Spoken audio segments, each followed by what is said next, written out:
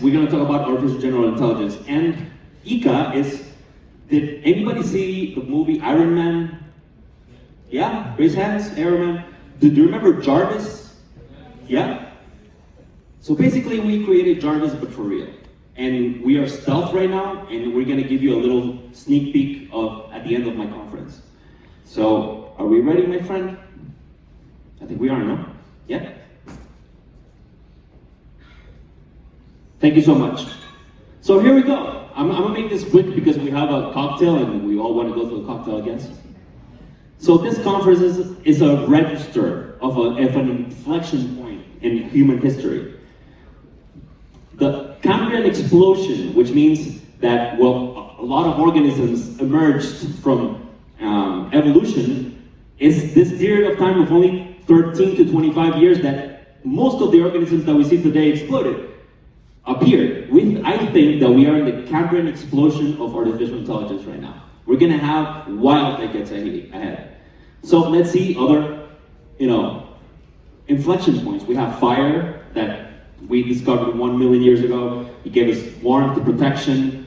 We have agriculture from 12,000 years ago. We have the steam engine 200 years ago. You see how these cycles are accelerating? They're getting shorter and shorter and shorter, right?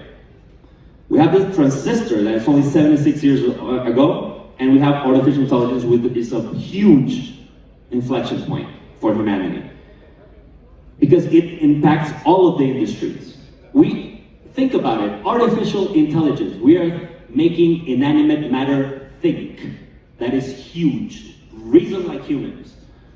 So it's a force multiplier for creativity and human ingenuity. So this is exactly what I was telling you about AlphaFold. This is a protein that has been folded in 3D, and basically we didn't know how to interpret this, and now with AI we have solved it. This is the holy grail of artificial intelligence. It accelerates investigation in medicine, biochemistry, biotechnology, and it potentiates the development of drugs, treatments, and revolutionary therapy. Also, just casually, we can detect cancer 6 years ahead of time now because of artificial intelligence. And it's 85 to 94% effective. That is huge. So it's revolutionizing all fields, not only health, but creativity. Now we're creating physical things that are designed by artificial intelligence. We have art that we know, but also we have several other several things that are being disrupted by artificial intelligence, like music, video games, and everything. Okay, let's go. Okay, prediction. You know how much it takes to create a video game? They take like 7 years to create and everything because there's thousands of people are creating and you're immersed in them, right? Prediction is that in 5 years, we're gonna be playing a video game that nobody had designed, right? That is going to be generated on the fly by itself.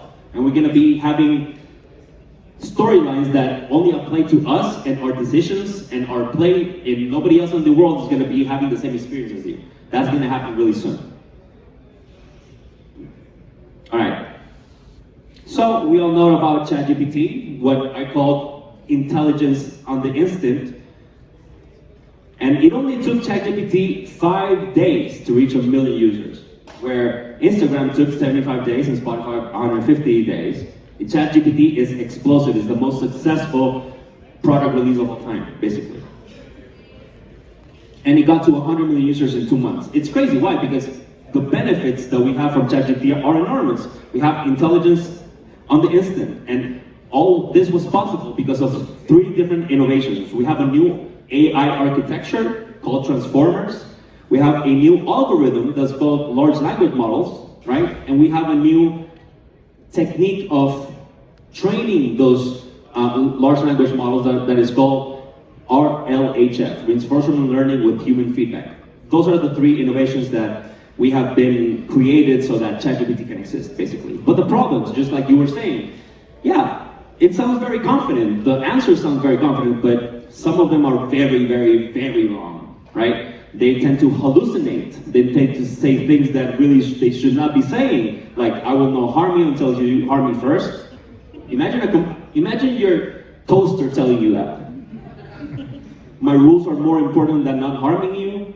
So why does this happen? Because it was trained by the internet. The internet contains, the most things that it contains is falsehoods, basically. Like, the truth is way in there, but you have to look for it, basically.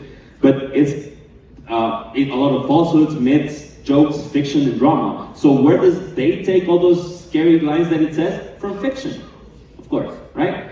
So everybody's getting spooked by this, but we have to understand, like, we're looking at ourselves right now. Like, artificial intelligence has been trained on things that we put out on the internet. It's just that we're not recognizing ourselves, basically, right? So artificial intelligence reflects all the originality of the human history and makes it into a tool. All right, so what's going on? I think that 2023 might be the term where AGI comes into the public consciousness because we're racing ahead to it. The computational power is just accelerating. New chips are being developed specifically for AI.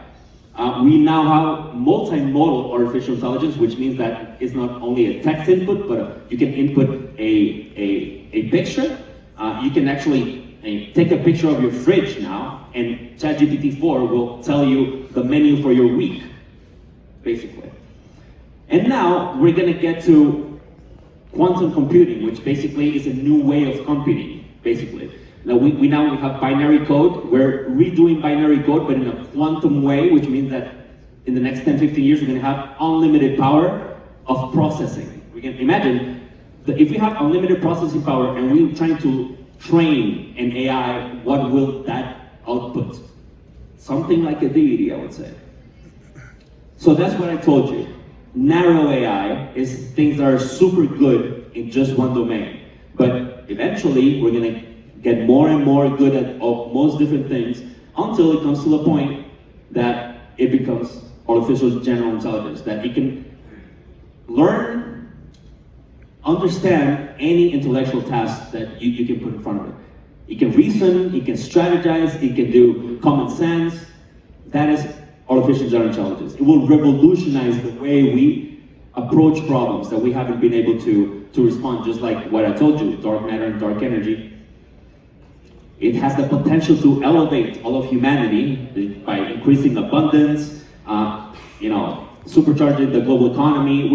We have been empowered, individually empowered by artificial intelligence, by ChatGPT. There are a ton of things that I was not able to do before ChatGPT, now we are. So all the democratization of all these tools are being empowered individually for you.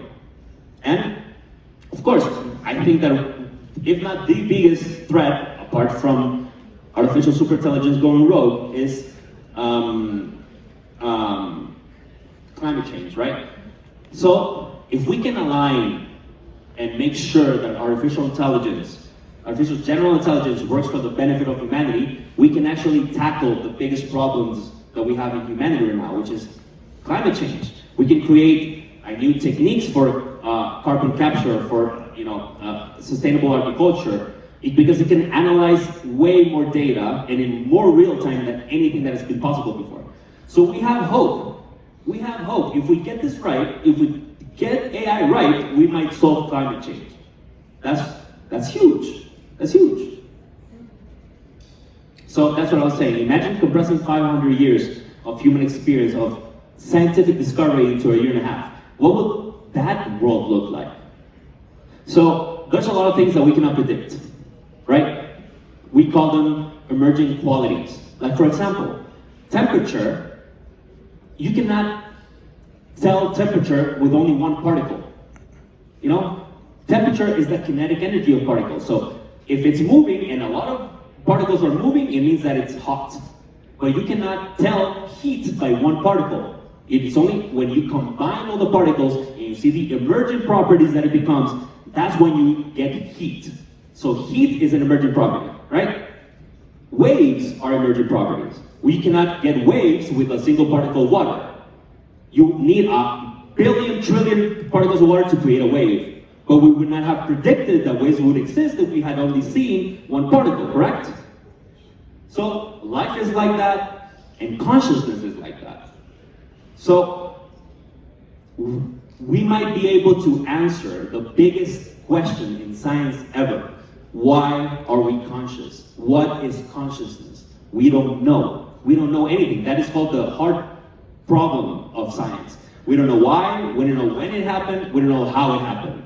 The only thing that we know is that is the emergent property of this collection of atoms.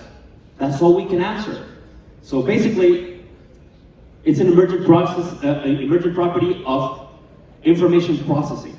So if it turns out to be right that consciousness is just an emergent property of information processing, could it be that by processing vast amount of information in real time, can we create artificial consciousness? We're going to be able to answer those questions in the next couple decades, everybody. So the predictions, AGI, artificial general intelligence, the ability to reason, plan, solve problems, think abstractly, think about complex ideas, learn quickly. It used to be that we thought that AGI was going to come in the 2040s, 2050s, 2060s, but GPT-4 might be the first spark of AGI. And why do we say this? Because remember, this version of GPT-4, where this study was given, was only given text. And what happened is that we have emerging capabilities that we did not account for. Like we didn't give ChatGPT, with the training set, access to images or vision. However, it developed a sense of vision. It knows how things look. That is called vision, of course. It has a theory of mind, which means that it can infer what someone is thinking. You know, that is an emergent property. It has a global model, which means that it knows how objects interact with each other, you know, and if you put something on top of each other, it's gonna fall, it's gonna break. All that through language. We didn't specifically teach GPT-4 these things, but it just knew them, right? It just gained these capabilities out of language itself. So AGI is already here.